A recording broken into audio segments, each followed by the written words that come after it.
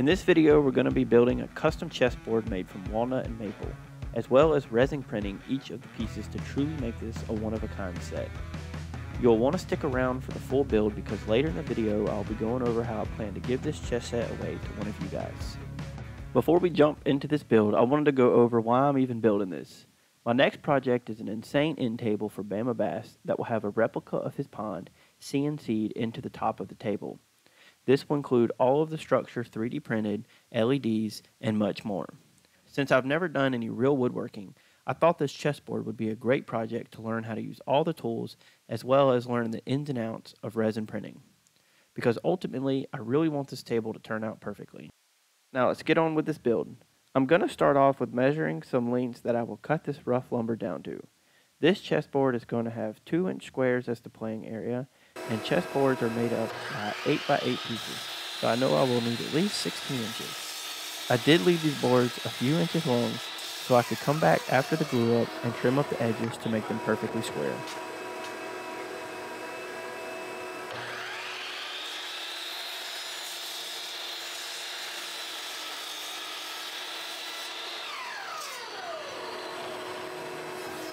Next is going to be joining the boards, and the purpose behind using a joiner is to give the board a flat face in reference to the joiner face. You will then see me rotate the board on its edge and join it in such a way that the previous face is up against the fence. This will now give me a flat edge, but it will also make the edge a perfect 90 degrees to the previous jointed face. I will then complete this process for all of the boards. I would like to apologize in advance for the horizontal banding you see on the screen, especially pronounced during these time lapses. I got a new camera recently, so I'm still learning the best settings when shooting in the shop. I'm also open for camera tips, so drop a comment down below.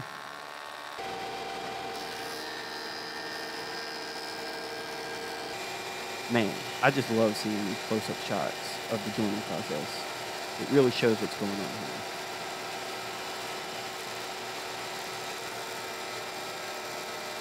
After joining, I'm going to use the planer to mill the boards down to the same thickness, which I believe in this case was around 3/4 inches. The major difference between the planer and the joiner is that the planer removes material in reference to the bottom face of the board, thus making the two faces parallel.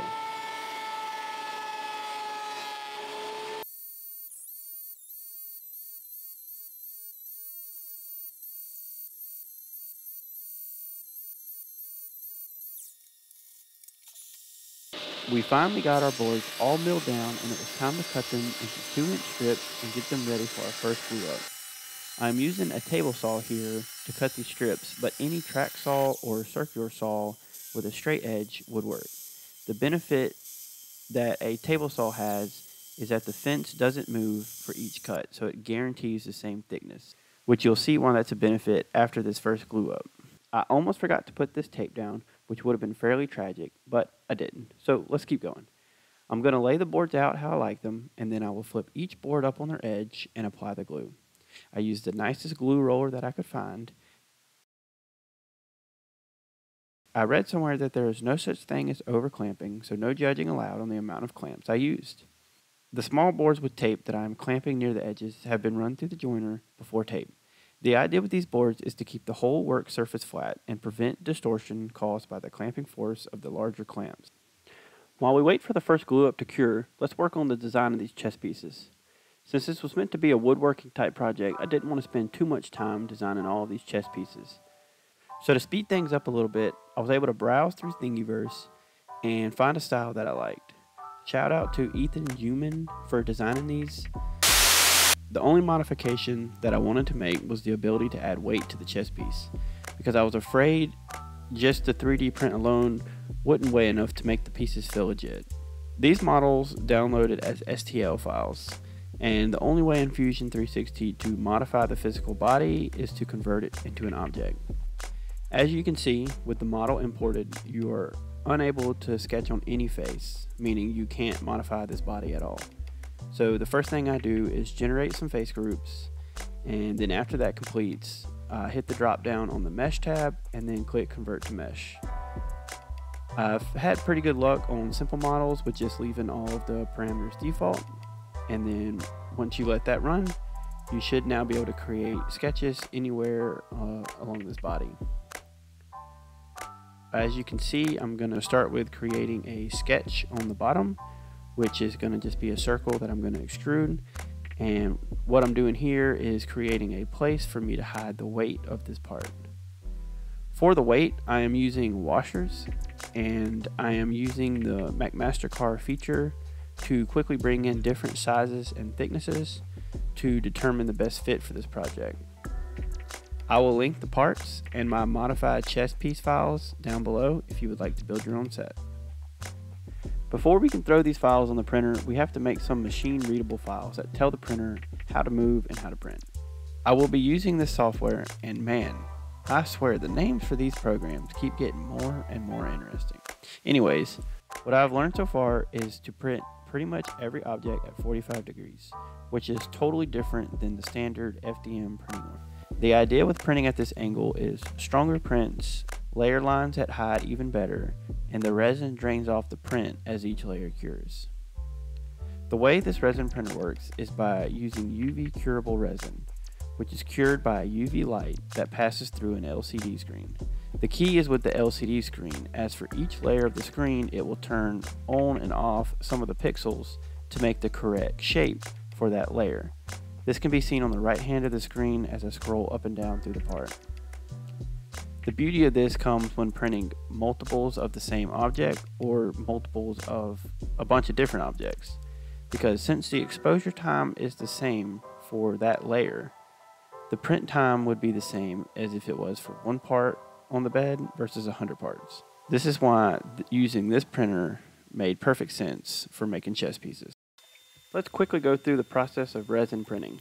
I will say up front, resin printing is way more work in terms of post-processing, but the results of the print are not even close.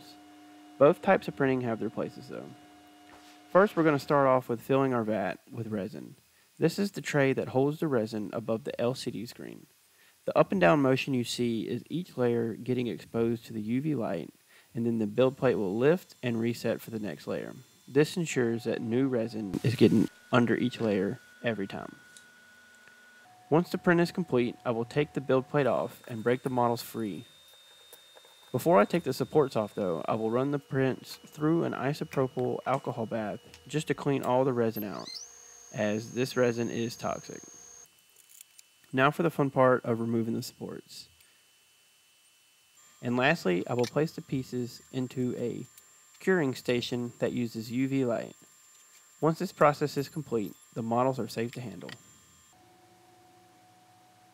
While we have the pieces printing, let's get back to working on the board. I am removing the clamps from the first glue up and then lightly sanding all the glue high spots away.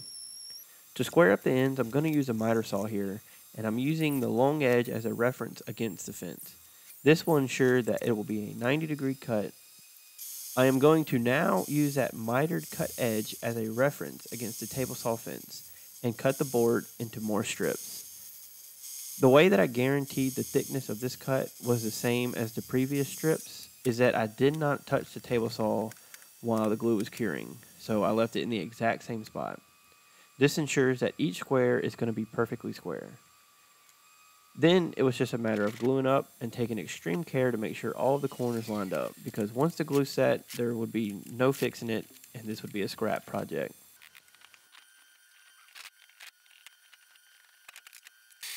I did have some scrap left over, and I decided to throw a border around the chessboard. That's the pieces you see me cutting and gluing now. This border was made of a thin maple strip, a walnut strip, and then another thin maple strip. I'm going to go ahead and glue them ahead of time. That way I only have to make one mitered cut on both ends when fitting them to the chessboard. While we check in on the 3D printing process, I'm going to tell you how you can win this chess set. Lately, I've been playing lots of chess, and the way I'm going to pick a winner for this set is first, making sure you're a subscriber. So if you're not, please hit that subscribe button down below. And lastly, I want you to comment your favorite chess tips and strategies. I will then choose a winner from the best comment. I am a small channel, so if you're seeing this, there's a pretty good chance that you could win this board. Before we can finish this board, we need to glue on the edge banding. To do this, I simply cut 45 degrees on the miter saw and walked in the cuts until they matched up perfectly in the corner. Then we glued and clamped for the third and final time. To finish this board, I started sanding at 80 grit, and this was to remove all signs of glue, being extra careful to keep the sander flat and not try to dig out any material. Next, I went to 120 up to 150, and now this is where I start water popping the grain after each grit.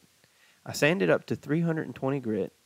I then applied mineral spirits to clean the wood, and then after that dried, I applied Rubio Monocoat, which is a hard wax oil. To finish up the chest pieces, I painted them gold and black. I added in the weights, and then I hid the weights with an adhesive felt pad on the bottom. I'm extremely proud of how this turned out, and I believe the winner is going to be very happy with this one-of-a-kind board. Now let's get on with playing the first game.